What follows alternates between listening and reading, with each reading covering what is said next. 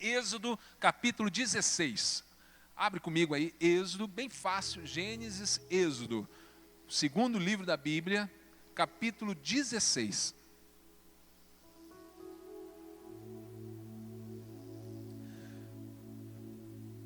Como eu disse de manhã, Deus operou aqui, agiu de uma forma tremenda. E em nome de Jesus, nós pedimos ao Espírito Santo, haja aqui, Deus. Amado Espírito Santo, fala. Conduza, Senhor, as nossas vidas, Senhor, esta intimidade contigo. Êxodo capítulo 16, vamos ler o verso 4. Diz assim a palavra: Então disse o Senhor a Moisés: Eis que vos farei chover do céu pão, e o povo sairá e colherá diariamente a porção para cada dia, para que eu ponha à prova se anda na minha lei ou não. Verso 19. Disse-lhes Moisés: Ninguém deixe dele, ou seja, do maná, para a manhã seguinte. Eles, porém, o povo, não deram ouvidos a Moisés, e alguns deixaram do maná, guardaram para o dia seguinte. Porém, deu bichos e cheirava mal. E Moisés se indignou contra eles. Colhiam-no, pois, manhã após manhã, cada um quanto podia comer, porque vindo o calor, o nascer do sol, o calor, o maná se derretia. Amém? Pode se assentar. Glória a Deus. Irmãos, eu não tenho tempo aqui de explicar muito sobre o que é o maná, mas resumidamente nós podemos falar que o povo estava marchando 40 anos no deserto. E nesses 40 anos, eles não levantaram uma cidade. Eles estavam marchando, eles estavam numa peregrinação, indo para a terra prometida. Então eles não podiam estabelecer cidades e também nem tinha como, era em pleno deserto, era impossível plantar. Então, para que eles pudessem se alimentar, Deus fez algo. Quando eles acordaram de manhãzinha, antes do sol nascer, quando eles se dirigiam até as rochas do deserto, sobre a rocha, de alguma forma sobrenatural, descia do céu algo que formava como se fosse um pão sobre a rocha. E eles pegavam então daquele pão e podiam comer, e se alimentavam daquela comida, daquele pão. E é exatamente a expressão em hebraico, aonde, quando eles olharam e não identificavam, não sabiam o que era aquilo, eles diziam: o que é isso? E o que é isso em hebraico tem esta pronúncia, maná. O que é isso? E foi exatamente o que eles viveram naqueles 4 anos, comeram naqueles 4 anos. Este é o maná. Mas a palavra de Deus nos fala que tudo que existe no Antigo Testamento, além de ser histórico, é real, aconteceu. Se você buscar na arqueologia, na ciência, você vai ver que as coisas estão lá, as ruínas, aconteceu. Mas também tem um sentido espiritual para as nossas vidas nos dias de hoje. Tudo no Antigo Testamento, a Bíblia diz que é como sombra daquilo que iria acontecer. Então tem um ensinamento. E eu gostaria de conversar com os irmãos pensando um pouco sobre o que é o maná. Aqui tem algumas características que é importante nós destacarmos. Ele disse que não poderia guardar do maná para o dia seguinte. Eles deveriam pegar aquele maná, o quanto que eles pudessem comer daquele dia. Alguns tentaram bancar o esperto e guardar o maná, juntaram aquele maná para sei lá, se amanhã vai ter novamente, se amanhã vai acontecer novamente esse milagre. Então eles tentaram guardar. E diz o texto que eles desobedeceram a Deus, porque a ordem de Deus era que não guardasse, que cada um pegasse o que fosse comer durante aquele dia. E aquele maná que foi guardado para o dia seguinte, diz o texto, que cheirava mal, que deu bicho, apodreceu. E isto aí, Moisés se indignou, porque havia ali desobediência. Uma outra recomendação é que eles deveriam comer antes, ou recolher ele antes do nascer do sol. Porque vindo o sol, vindo o calor do dia, o sol, aquele maná se derretia. Então, se alguém dormisse um pouco mais, ou não priorizasse, deixasse, depois eu colho o maná, depois eu vou lá na rocha buscar, ele chegaria lá, não teria mais o maná. Eles precisavam colher do maná antes que o sol nascesse, porque vindo o sol, aquele maná derretia. Recomendações que Deus fez, era assim que funcionava o maná. O que significa o maná, então, para as nossas vidas hoje? Poderia falar de duas coisas. Primeiro, a dependência de Deus. O maná vinha para aquele dia. No outro dia, você tinha que confiar em Deus para que Ele, mandasse novamente o maná. Uma dependência total de Deus. Sabe, irmãos, na nossa vida espiritual nós precisamos depender de Deus. É importante termos uma caderneta de poupança? Sim, se você conseguir, faça isso, é muito bom. É importante você se preocupar com o futuro, preocupar entre aspas, ou seja, planejar o teu futuro, como que você vai viver os tempos da velhice. Sim, é muito importante. É muito importante cuidar da saúde, um bom plano de saúde, enfim, algo assim. Claro que é importante, mas nenhuma dessas coisas pode substituir a tua confiança em Deus. Em primeiro lugar, o nosso futuro está nas mãos de Deus, a nossa saúde está nas mãos de Deus. Nada disso pode substituir a nossa confiança, a nossa certeza que é Deus que vai nos sustentar a cada dia. Amém, igreja? É Deus que te sustenta, é Deus que vai guardar a tua vida todos os dias. Sabe, aqui nós vemos claramente Jesus na sua oração modelo, nos falando isso. O pão nosso de cada dia, o que? Nos dai hoje. Cada dia Deus entrega ali o seu pão. O que é isso? Dependência de Deus. Mas uma segunda coisa importante também era a busca diária do maná. A busca diária. Nessa eu queria me estender um pouco mais. A busca diária. Diariamente eles precisavam ir buscar o maná. E isso nos traz o ensinamento que nós precisamos ter uma busca diária da presença de Deus. Amém? A busca, a nossa vida devocional, a nossa vida com Deus, o nosso encontro com Deus, ele não pode ser algo semanal, não pode ser de domingo em domingo, precisa ser todos os dias buscando a presença de Deus. Todos os dias nós precisamos ir até a fonte, ir até a rocha e buscar o nosso maná. Irmãos, agora aí, entenda algo. O finalzinho do verso 4 diz: diariamente a porção para cada dia do maná era entregue, para que eu ponha à prova se anda na minha lei ou não. Irmãos, eu quero aqui chamar a tua atenção de que esta busca do maná não era apenas um alimento, mas era uma prova de fidelidade, uma prova de que você está obedecendo à voz de Deus. A nossa vida com Deus, a nossa busca diária, assim como se buscava o maná todos os dias, a nossa busca diária, nosso encontro com Deus é uma prova para saber se nós realmente desejamos a presença dele ou não, se nós realmente o amamos ou não. Sabe, irmãos, quero fazer aqui um paralelo ao momento do Jardim do Éden, com Adão e Eva. Por que eu digo isso? Porque aquele local era o local do encontro de Deus com o homem. Deus criou o homem para se relacionar, ter intimidade com ele, ter comunhão com o homem. E eu vejo ali em Gênesis algo tão lindo, porque Deus, ele fazia questão de todos os dias, na viração do dia, num local determinado e num horário marcado, Deus chegava e falava: vamos embora passear, Adão, vamos embora dar uma caminhada. Você está ficando meio barrigudo, Adão, vamos caminhar um pouquinho, e vamos caminhar e vamos batendo papo. Quem sabe chegava até uma cachoeira e Deus fala assim para Adão: vai lá dar um mergulho, pode refrescar um pouco, eu vou ficar aqui e a gente vai conversando. Deus queria se relacionar, Deus criou o homem para se relacionar.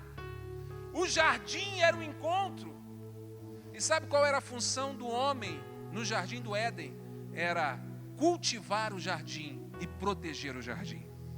Se o jardim representa a intimidade do homem com Deus, continua essas duas funções que pertencem a mim e a você. Nós precisamos cultivar e guardar o nosso jardim de intimidade com Deus.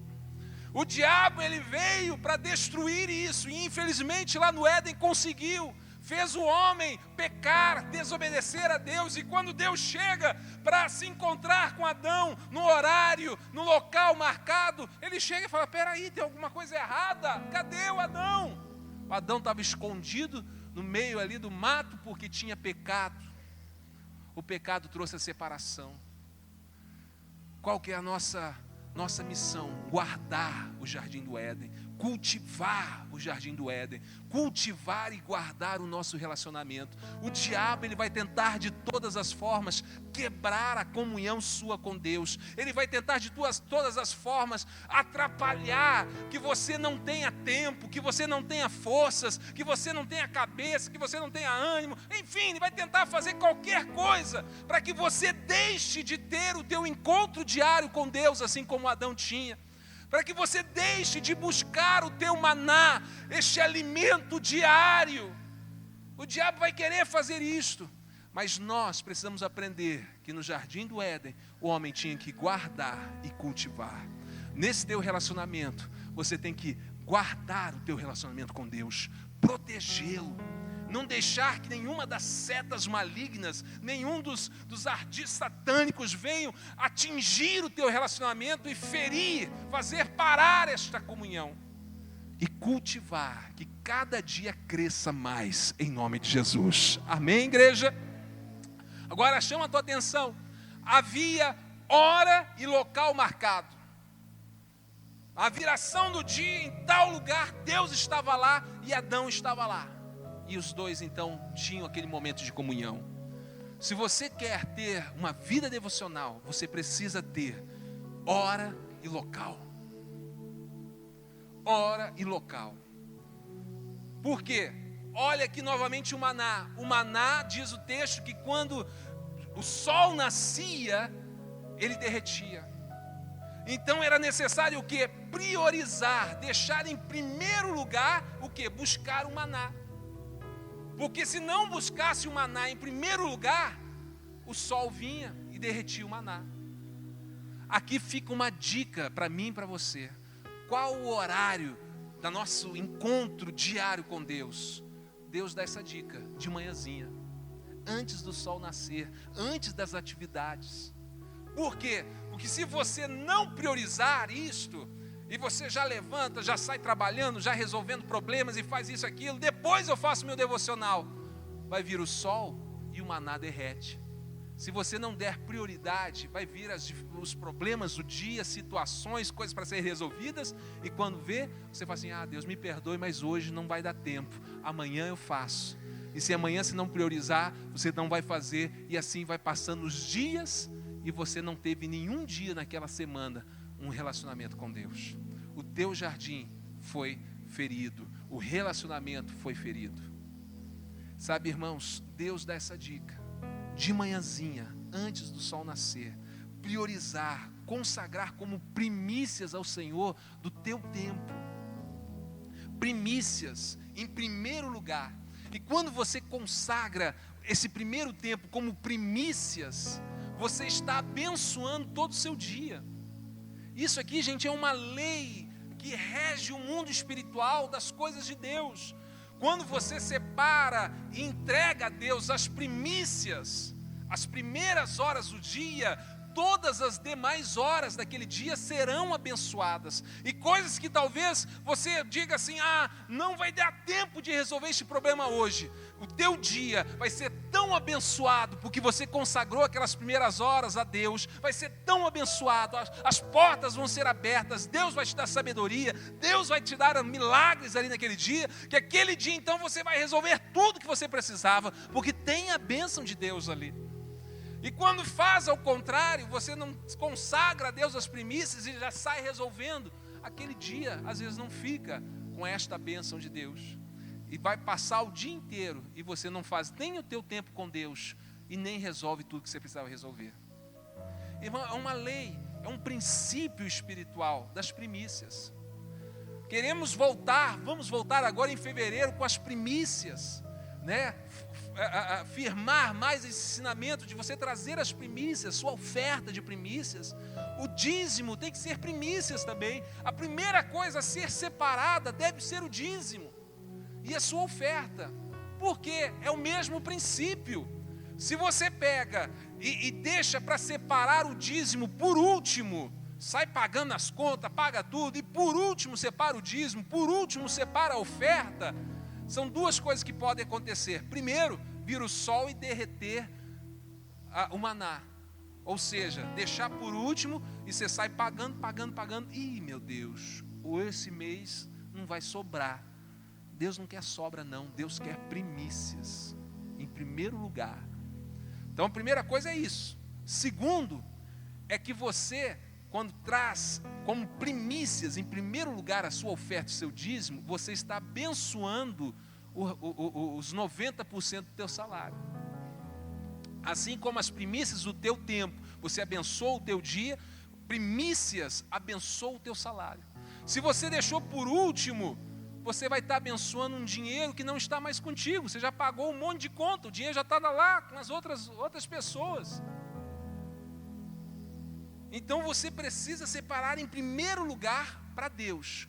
E então aquilo que fica em tuas mãos está abençoado por Deus. E aí então você vai administrando e você vai ver ali a provisão de Deus sobre a tua vida. Amém, igreja? Então que nós possamos entender que isso é honrar a Deus. Primícias é honrar a Deus. Aqui nós vemos que é uma prova de Deus. O maná era para provar o homem. Sabe, irmãos, falando sobre a comunhão com Deus, essa busca diária com Deus. Deus quer saber o quanto que nós o amamos, o quanto que nós desejamos da presença dEle. E esta prova que Deus faz é como que está a tua vida devocional, a tua vida diária com Deus. Ah, pastor, eu vou todo domingo e ali no domingo eu busco a Deus. Eu vou te dizer uma coisa, o culto de domingo é uma soma da tua vida diária. Se você busca muito a Deus durante os dias da semana, domingo você vai receber muito de Deus. Se você busca pouco a presença de Deus durante a semana, no domingo você vai receber um pouco de Deus. Se você não busca nada de Deus durante a semana, você vai olhar para esse culto e falar assim, ah, mas que culto mais frio, hein? Está esquisito hoje. Não é o culto que está frio, não é o culto que está esquisito, é a sua vida espiritual que está esquisita e está fria. O culto de domingo é a soma da tua vida com Deus.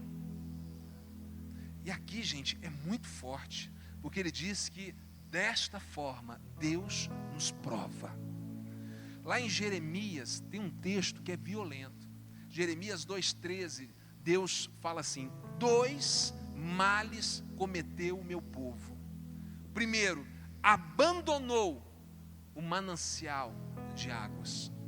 E segundo, criou cisternas rotas, que não retém água. Uma cisterna, um poço que está rachado e que você põe água e a água toda vaza, não segura a água. Sabe o que significa? Significa a comodidade. Da mesma forma que o maná, a pessoa tinha que acordar cedinho e buscar o maná antes que o sol nascesse. Este manancial, a pessoa tinha que ir buscar a água lá na fonte, lá no rio, tinha que sair da sua casa, ir de onde estava, ir até lá com um vaso, com uma vasilha, enfim, buscar daquela água para ter a água durante o dia. E aquele povo quis facilitar o negócio. Ao invés de todo dia ir buscar essa água, vamos criar aqui o quê? Uma cisterna. E vamos esperar chegar a chuva, e quando chegar a chuva vai encher a cisterna e nós vamos ter água aqui por muitos meses. E então não vamos ter esse trabalho de buscar.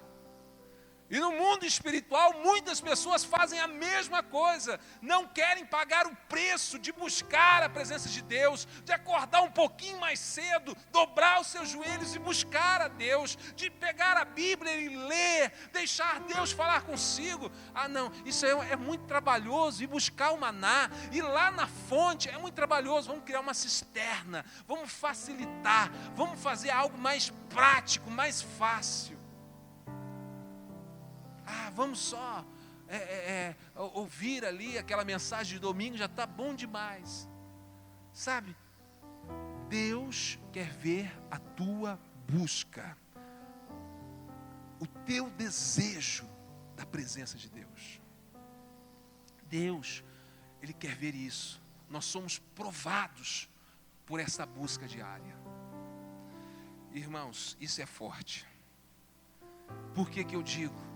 Porque isso depende também, esta posição nossa, de ir ao manancial para buscar a água, de buscar o maná, esse desejo, esse esforço da busca diária, devocional, depende da nossa salvação. A nossa salvação depende disso.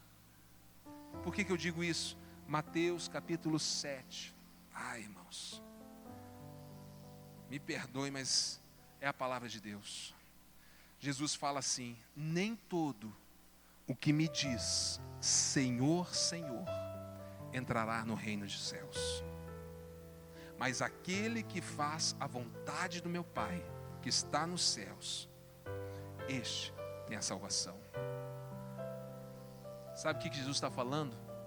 Vir na igreja não é garantia de salvação. Vir e assistir esses cultos não é garantia de salvação. Porque ele diz: muitos dirão que dizem Senhor, Senhor.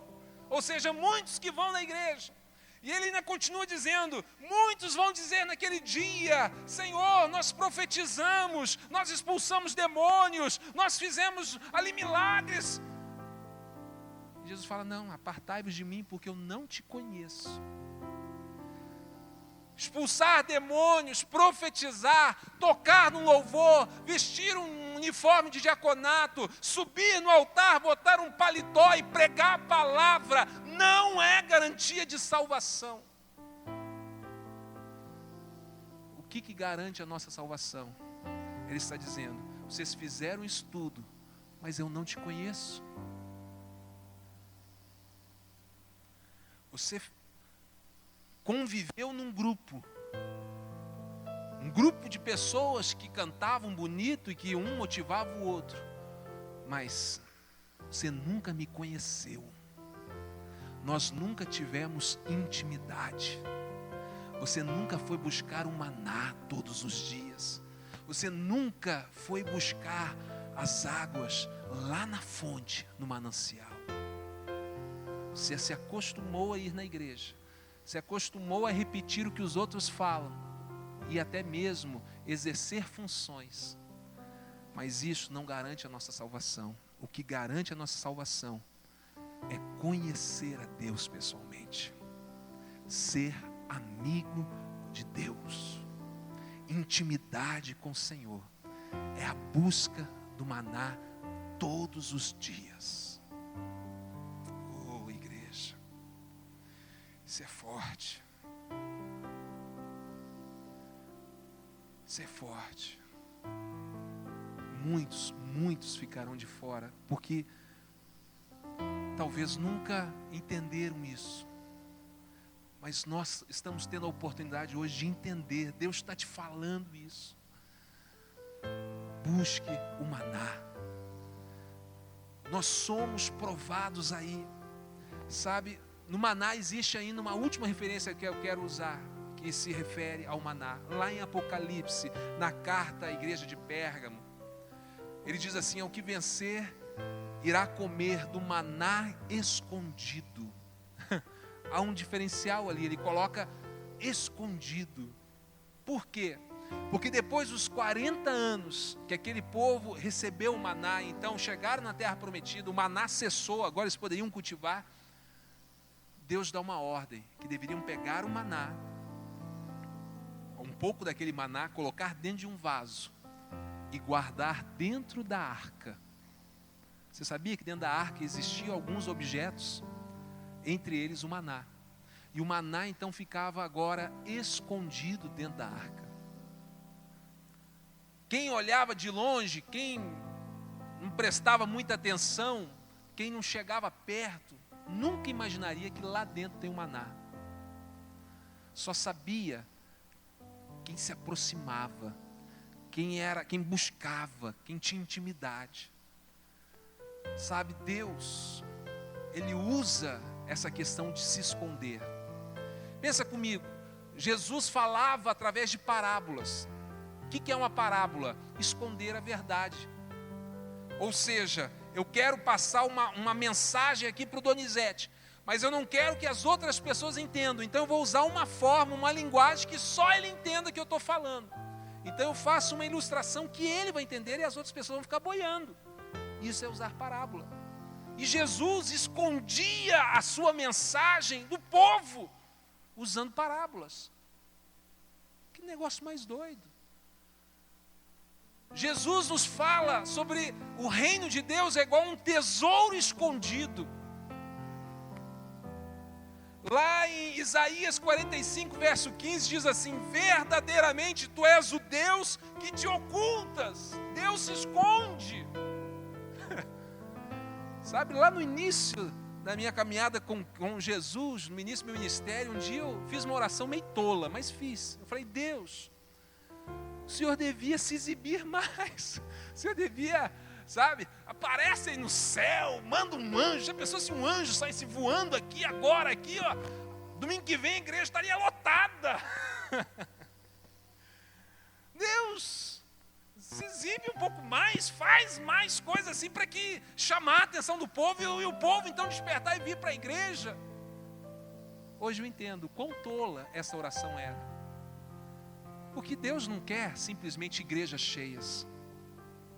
Deus não quer que pessoas o encontrem de uma forma acidental. Deus procura pessoas que desejam de toda a sua alma a sua presença. Por isso Deus se oculta. Por isso o tesouro é escondido. Por isso das parábolas. Por isso do maná escondido. Por quê? Não é que Deus não quer ser achado. Ele quer ser achado por aqueles que desejam a presença dEle. Sabe, uma ilustração bem fácil. E assim encerramos e vamos orar. É igual aquele pai que vai brincar com seu filho. Aquele filho de 5 anos, 6 anos. E ele vai brincar de esconde-esconde. Eu creio que você já brincou. Um pai com um filho nessa idade, ele poderia se esconder de tal forma que aquele menino ia fazer 18 anos e estaria procurando ainda ele. Dá para se esconder. Mas essa não é a finalidade do pai, se esconder para o filho não achar. Qual que é a finalidade? É ser achado. Qual é a finalidade? A alegria do encontro. De ver o filho procurando. Cadê meu pai? Cadê? E procurando. E o pai fica todo orgulhoso. Olha, ele está querendo a minha presença. Aí sabe o que o pai faz? O pai vendo que às vezes o filho está com um pouquinho de dificuldade, ele se esconde atrás de uma cortina e vê que o filho não está achando. Aí ele começa a botar o braço para fora da cortina. Põe o pé para fora, tipo assim: filho, me acha aqui, ó, eu estou aqui. Deus não se oculta porque Ele não quer ser achado. Ele quer ser achado por aqueles que o amam. Ele quer ser encontrado por aqueles que desejam a presença dEle.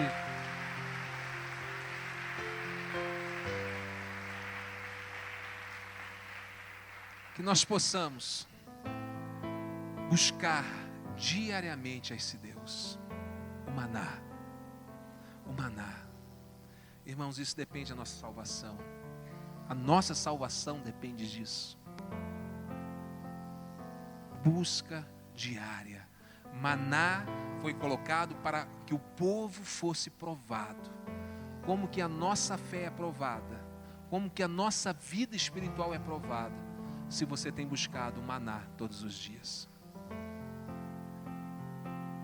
O culto é maravilhoso e é importantíssimo. mas não substitui uma busca diária com Deus. Eu queria orar com vocês. Eu gostaria que você, nesta noite, pudesse pensar nesta palavra. E talvez, se você não tem vivido desta forma, que você possa dizer: Deus, eu quero aqui assumir este compromisso de te buscar, de te adorar, de todo dia, antes do sol nascer, antes que as ocupações do dia me tomem meu tempo, eu quero ter aquele momento de intimidade contigo. Eu quero proteger o jardim. Eu quero cultivar o jardim. O momento do encontro. Mas eu gostaria de fazer uma oração antes de orar com todos. Se existir pessoas aqui que ainda não entenderam esta palavra, até hoje não entenderam, talvez você nunca ouviu uma mensagem assim, de como que Deus, Ele quer ser encontrado por você. Você sempre achou às vezes a palavra, Bíblia, Deus, tão confuso, tão complicado. E hoje, de alguma forma, clareou. É o Espírito Santo clareando, te chamando para se encontrar com Ele. E como que nós fazemos isso? A palavra de Deus nos diz que Jesus está à porta do nosso coração e bate. E é necessário nós abrirmos a porta, deixarmos Ele entrar. É necessário que você tome uma decisão. Deus respeita o livre-arbítrio de cada um. Deus não obriga nada a ninguém. Você tem que desejar a presença dEle. É a tua oportunidade de abrir o teu coração, Senhor Jesus. Feche teus olhos, toda a igreja. E eu gostaria de fazer esse convite. Existe alguém nesta noite que ainda não tomou essa decisão de abrir o seu coração, de receber Jesus como seu Salvador? Agora é a hora, é a oportunidade.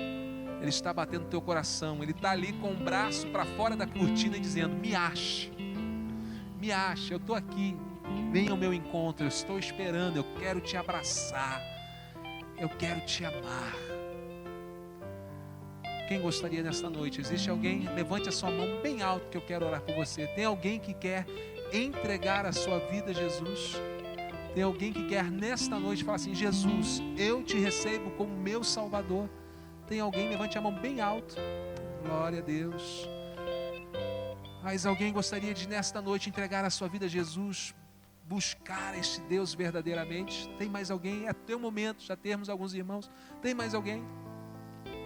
Tem mais alguém? Levante a mão, eu quero orar por você em nome de Jesus.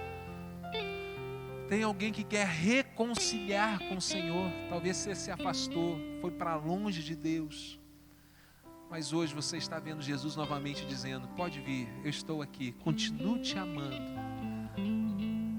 Quero você pertinho de mim, me encontre novamente. Tem alguém que quer reconciliar com o Senhor, voltar para os caminhos de Deus? Tem alguém? É o teu momento. Tem alguém? Eu gostaria de orar. Posso orar por ti? Vem cá, meu irmão, em nome de Jesus. Eu sei que levantou a mão. Se tiver mais gente que quer aceitar Jesus ou reconciliar, vem aqui na frente. Vem aqui na frente. Vamos juntos orar a Deus. Vamos juntos clamar a Deus.